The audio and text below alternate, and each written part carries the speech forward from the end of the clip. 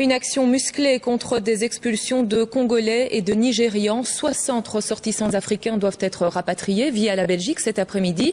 Des militants s'y opposent fermement et ils se sont enchaînés aux grilles du centre 127 bis. La police est intervenue en force. À Stenokerzee, le reportage de Véronique Barbier. Voici les seules images que nous ayons de l'action menée ce matin. Elles ont été filmées par l'un des manifestants. Ils sont 25 environ. Certains finiront par s'attacher au grillage. L'objectif est clair, empêcher l'expulsion de Congolais et de Nigérians. 60 personnes au total, dont 12 sont derrière ces grilles. Tous ont été déboutés. Nous, ce qu'on voulait, c'était avant tout protester, montrer qu'on refusait ce genre de politique anti-migratoire qui nous paraissent, nous, complètement absurdes et incohérente. La police a longtemps observé ces militants, mais vers 9 h, elle décide de les déloger. Pas d'image de l'intervention, la presse est tenue à l'écart. Un avocat aussi n'a plus de nouvelles de sa cliente depuis hier, mais il ne passera pas. Le régime est bien différent pour les promeneurs. Ce riverain nous explique qu'il a vu des jeunes attachés l'un à l'autre et les policiers étaient en train de scier leurs entraves.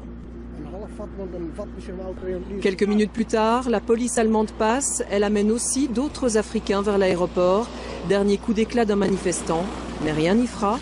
Un peu avant midi, les grilles du 127 bis s'ouvrent. Le transfert vers l'aéroport peut débuter. Et notre invité dans ce journal, c'est Melchior Watley, en charge de la politique de migration et d'asile. Merci d'être là. Alors pour vous, ce rapatriement groupé, il est légal et logique ?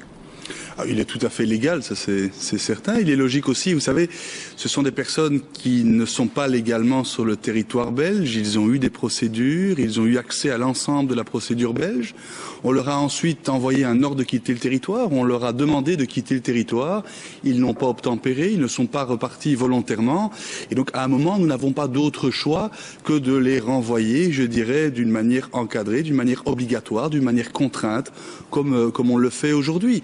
Et je le redis toujours, les personnes, certaines doivent pouvoir rester en Belgique. Certains ont besoin de protection, ils doivent rester en Belgique, ils doivent être intégrés. Mais pas celles-là ? Mais ceux qui ne peuvent pas, ceux qui n'ont pas le droit de rester en Belgique, il faut leur proposer de rentrer. Alors qui ne peuvent pas, qui n'ont pas le droit, c'est toutes ces notions qui sont contestées parce qu'il y a des Nigérians, le pays est en plein processus électoral, il y a encore eu 100 morts lors d'émeutes, il y a des Congolais, là aussi on parle d'exactions, on parle de viol, on parle de violence. Toutes ces personnes, certains ont introduit une demande d'asile et ont eu leur dossier traités en Belgique.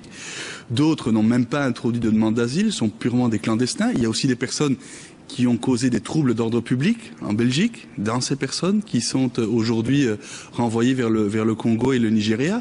Donc ce sont des personnes qui ont eu accès à l'ensemble des procédures au niveau belge et qui ne peuvent pas rester sur le territoire belge. Ceux qui peuvent rester ont le droit de rester. Certains ont même besoin de protection et la Belgique est reconnue comme étant un pays où on peut avoir accès à cette protection, où on peut être reconnu comme réfugié politique. Mais vous savez, si on ne renvoie pas les personnes qui ne peuvent pas rester en Belgique, alors le système, entre guillemets... C'est un nouvel exemple que vous montrez pour dire la Belgique n'est pas une terre d'accueil ? Je ne l'ai pas montré. On me reproche même, certains journalistes nous reprochent même de ne pas avoir accès à la piste d'atterrissage, de ne pas avoir accès au centre, de ne pas pouvoir voir les personnes qui rentrent. Donc nous, justement, on ne veut absolument pas le montrer. Le but n'est pas de le montrer. Mais vous voulez le montrer aux ressortissants potentiels de ces pays qui voudraient venir en Belgique ? Non, il faut simplement que les personnes sachent que lorsqu'on ne peut pas rester en Belgique, quand on n'est pas légalement sur le territoire belge, soit on rentre volontairement, soit on doit être contraint de pouvoir rentrer vers son pays d'origine. Est-ce que ce genre de rapatriement groupé est appelé à se multiplier ? On sait que la NVA en souhaite un par mois. Vous allez faire du chiffre en la matière ? Absolument. Le but, c'est pas de faire du chiffre. Le but, c'est pas d'avoir des quotas, ni de personnes qui peuvent rester, ni de personnes qui doivent partir. C'est d'analyser dossier par dossier. Si quelqu'un a le droit de rester, si on voit dans son dossier que cette personne est réfugiée politique, elle sera reconnue.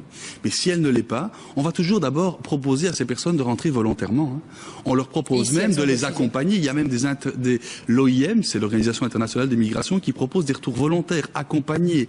On leur propose un projet dans le pays d'origine. Je vais résumer. Mais s'ils n'interprètent pas, il faut bien les renvoyer. Après un examen, dossier par dossier, bien sûr, même si ça aboutit à une expulsion groupée. Alors là oui, et une nouvelle fois, on a fait avec des pays comme la France, l'Angleterre, la Suisse, la Norvège, pour faire en sorte d'avoir un renvoi aussi qui est mieux organisé, qui est mieux encadré par Frontex, qui est payé totalement par l'Union européenne, pour pouvoir, je dirais, grouper l'ensemble des personnes qui doivent retourner vers leur pays d'origine. Melchior Watley, je vous remercie.